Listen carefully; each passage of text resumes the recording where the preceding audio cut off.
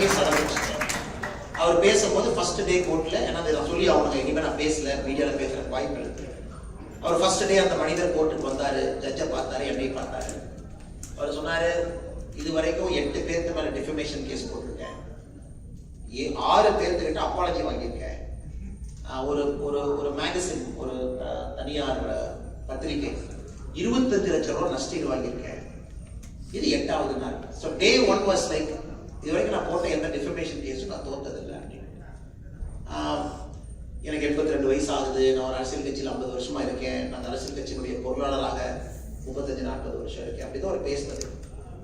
அது படிப்படியாக ஒரு ஹியரிங், 2 ஹியரிங், 3வது ஹியரிங், ஒரு காலகட்டத்தில் இல்லை நாமளே அவரை கிராஸ் பண்ணும்போது அது கிராஸ் எக்ஸாமினேஷனாக அதை கற்றுக்கிட்டு அதெல்லாம் செஞ்சு அதன் பிறகு அந்த மனிதரே கோர்ட்டுக்கு வந்து இந்த கேஸை நாங்கள் வாபஸ் வாங்குறோம் அப்படின்னு சொல்றாங்க.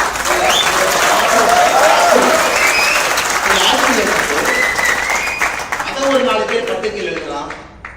அப்ப அவர் வாபஸ் வாங்குறோம்னா இவங்க 2 பேரும் காம்ப்ரமைஸ் ஆயிட்டாங்களா? அப்ப அண்ணாமலை காம்ப்ரமைஸ் அகைன்ஸ்ட் கரப்ஷன்.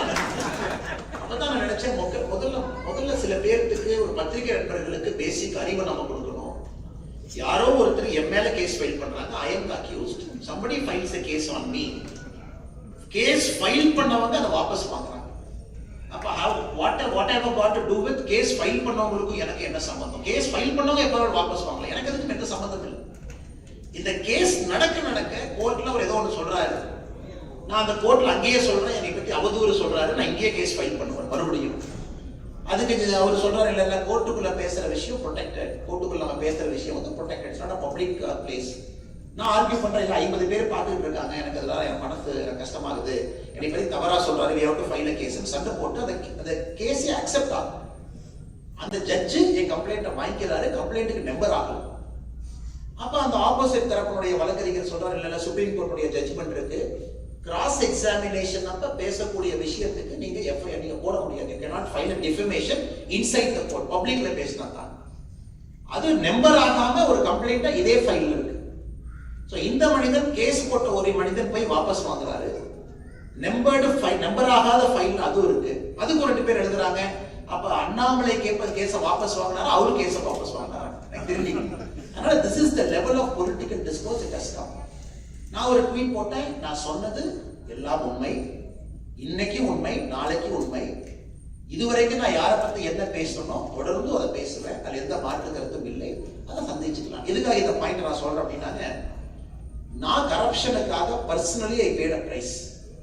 சண்டை சச்சரவு, கேஸ், லொட்டு லூசுக்கு ஏறுறது இறங்குறது, இந்த வேலைக்கான தமிழ்நாட்டில் கரப்ஷன் கட்டுக்குள்ள வருது அப்படிங்கிறதுக்கு ஒரு நாகரிக குடிமகனாக வெரி வெரி ஹாப்பி. ஃபைனலி அடுத்தது ஒரு பொலிட்டிக்கல் டிசிப்ளின், அதாவது ஒரு எந்த ஒரு அரசு வந்தாலும் கூட ஒரு வருட காலம், நீங்களே புதுசா ஒரு கம்பெனிக்கு போறீங்க, you go to a new company, you take up a new role, we got to give you some time to settle in that role, maybe 6 months, maybe 1 year, you understand, you do your best. அப்ப சுத்தி இருக்கவங்க எல்லாம் என்ன பண்ணணும்னா, how can I make you a better person தான் யோசிக்கணும். நீங்க software இன்ஜினியரா அமேசான்ல போய் உட்கார்றாரு, ஃபிளிப்கார்ட்ல இருந்து வர்றாருனாங்க, சுத்தி இருக்கிறவங்க என்ன யோசிக்கணும், how can I equip him to perform better.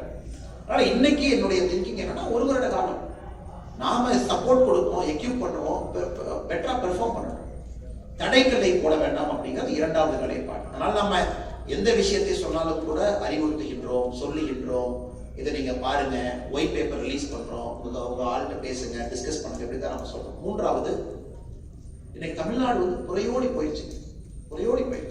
நான் ஏற்கனவே சொன்னேன், இங்கிலாந்து பாலிடிக்ஸ் மாதிரி இவ்வளவு கேப் இருக்கு, வரவுக்கும் செலவுக்கும் சம்பந்தம் இல்லை. somebody is sitting in that governance, மாத்துறது அவ்வளவு ஈஸி கிடையாது. அதனால இன்னைக்கு very hopeful start, let us wait, let us be patient. 1 year is the minimum time a political party or a government needs, new government. அதுல பாதி பேர் வந்தக்கூடிய அமைச்சர்கள்லாம் அவங்க இதுவரை கவுன்சிலரா கூட இருந்ததில்லை, நீங்க அமைச்சர்களா இருக்காங்க பாவம், அவங்களுக்கு அந்த ஸ்பேஸ் கொடுக்காம எப்படி அவங்க பெர்ஃபார்ம் பண்ணுவாங்க? somebody is a minister, you got to give him space.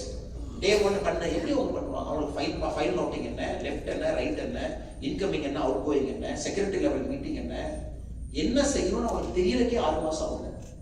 அதனால இன்னைக்கு அந்த நேரம் நாம் எல்லோரும் கொடுக்கணும். டிவிகே கவர்மெண்ட் தமிழ்நாட்டுக்கு நல்லது பண்றாங்கன்னா முதல் நாளா நம்ம எப்பவுமே வரவேற்க போறோம். கரப்ஷனை யாரு கட்டுப்படுத்துறாங்களோ நீங்க கேட்ட கேள்விக்கு தான் என்னுடைய நிலைப்பாடு.